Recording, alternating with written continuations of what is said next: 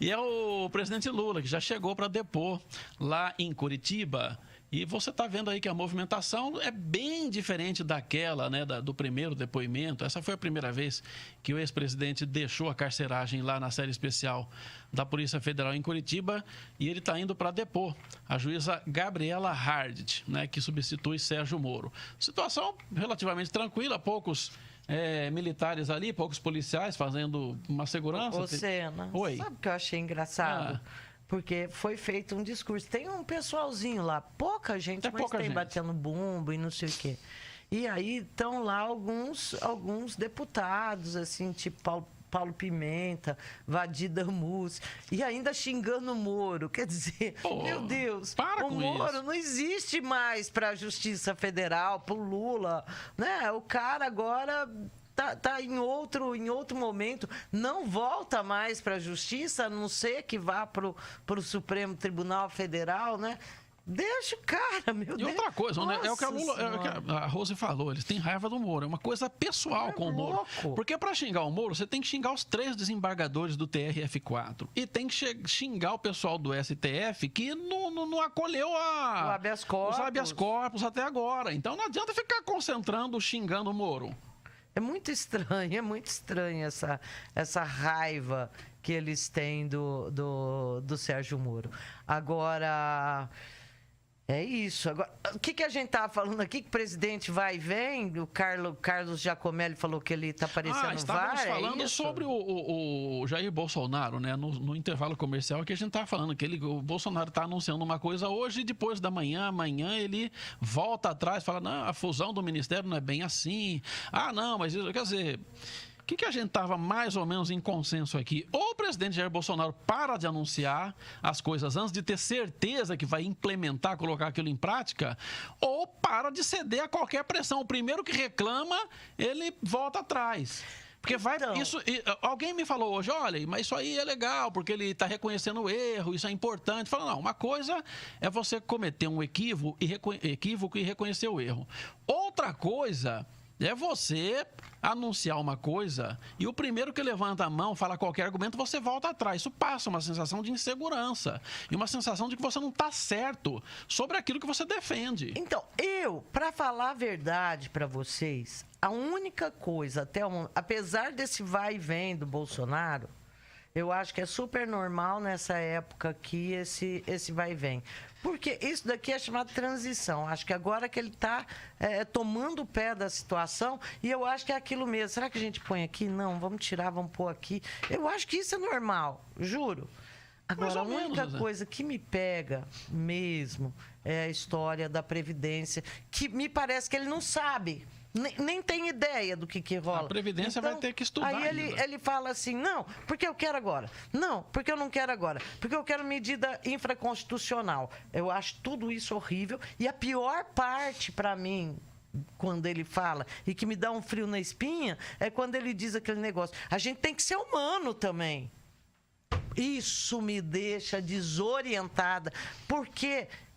é lógico que se desse para ser humano, seria, e nem precisava mexer em nada. Agora, se vai ter que mexer, se tem que mexer, é porque não dá para ser muito humano. Alguém vai perder e é bom que todos percam. Ele tem que enfiar isso na cabeça, hein, presidente?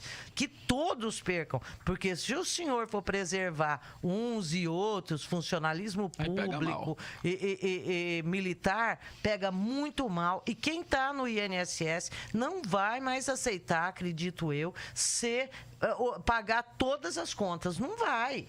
E às vezes eu tenho a sensação que ele titubeia em relação a quem é privilegiado, gente. Por enquanto eu tenho a impressão que a equipe dele ainda está se debruçando sobre essas propostas de reforma. Sabe que já devia ter debruçado isso mas daí, é viu? complicado, viu?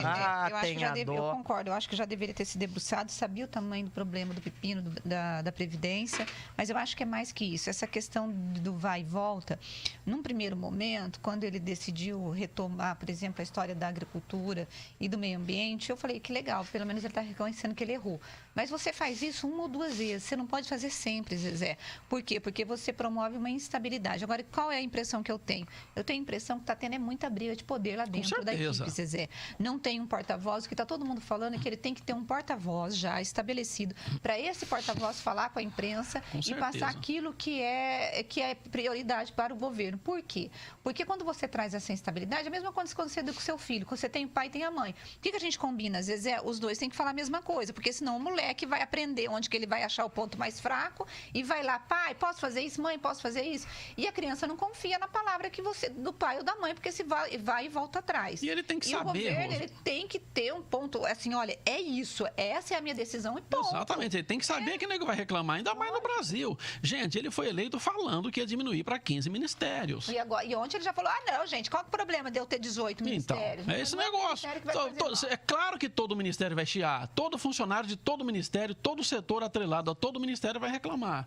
E não tem, eu vivo repetindo aqui, não tem problema o ministério, tem problema da ação de governo sobre aquela área. Sim, assim, o que eu entendi é que, por exemplo, o Ministério do Trabalho, ele está voltando atrás. Eu fiquei em dúvida se foi porque ele encontrou o pessoal do TST ontem, porque ele esteve com o pessoal do TST, ou se foi porque eles, olhando ali a configuração, eles falaram, mas nós vamos colocar mais isso com a economia. Simplesmente não dá para colocar mais nada junto com a economia, né, gente? Então, nós vamos pôr onde? Não sei. Ele pode juntar o Ministério do Trabalho e da Previdência. Então, eu acho que vai ser alguma coisa assim, sabe, Sena? É essa a impressão que eu tenho. Vai juntar com outra coisa. Em relação ao número de pastas, tô nem aí, gente. Eu acho que é muito importante não ter 29, é muito importante não ter 25... E é muito bom que esteja abaixo de 20. Zezé, é ridículo. É o mimimi que me incomoda. Eu já falei uma coisa aqui e vou repetir. O Ministério da Previdência, pela abrangência que tem, pela administração de milhões de benefícios no Brasil, é um dos ministérios mais importantes. E ninguém levantou a boca até agora para falar que o Ministério da Previdência foi extinto há 2 anos pelo governo Temer. Ele pegou, o Ministério da Previdência não existe hoje. Ele transformou em Secretaria Nacional da Previdência e colocou atrelado ao Ministério da Fazenda. E ele pegou o INSS, que é uma autarquia do Ministério da Previdência, e colocou no Ministério do Desenvolvimento Agrário. E ninguém falou nada. Não teve artista de novela, não teve Caetano Veloso, não teve Chico Buarque, que foi lá falar como falaram com o Ministério da Cultura. E o Ministério da Previdência é milhões de vezes mais importante que o Ministério da Cultura. É isso. Nosso tempo acabou, vamos ter que ir embora, hein? Vamos embora, pessoal. Muito obrigado.